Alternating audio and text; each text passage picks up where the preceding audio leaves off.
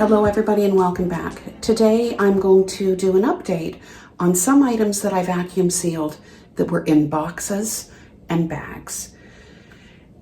Did it work? Did it not work? Let me turn you around and we'll take a closer look at those items. We're going to start with the steel cut oats.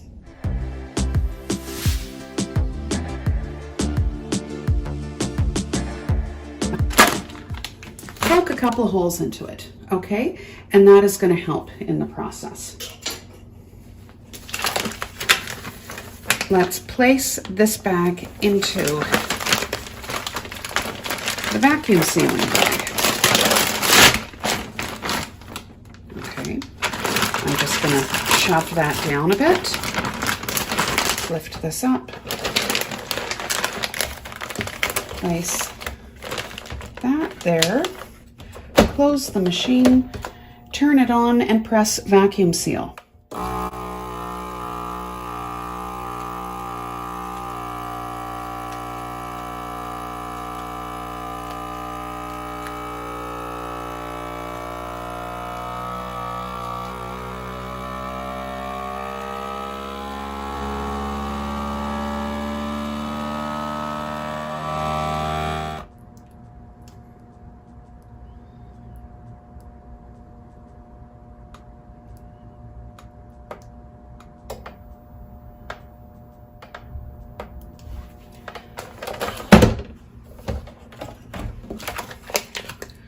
And there, that is done. Excellent. As you see, vacuum sealing that bag of steel cut oats initially worked. Did the seal fail because I did something wrong? Did it fail because I used an off-brand bag? I'm not sure. Now for the Quaker Oats.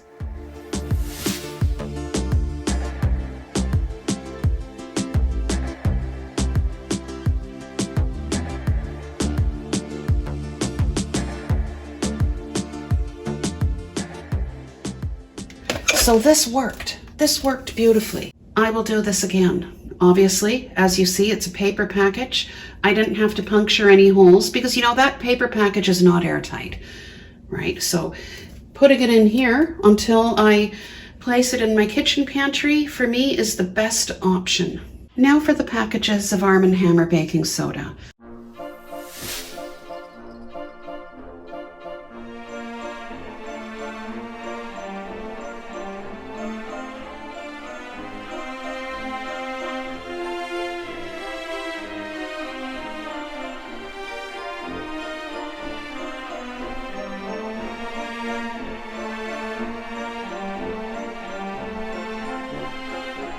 When I initially purchased these, I was looking for one big bag or one big box. Unfortunately, the day I purchased these, packages of 6 boxes were all that was available. So I had to vacuum seal them individually. You would think that the corners of the boxes would have played some role in these packages losing their seal. This worked out beautifully. Would I do it again? Absolutely. Please let me know in the comments below if you have used your vacuum sealer this way, or do you take the dry goods out of the packages and vacuum seal them in mason jars? What works for you? Thank you for watching.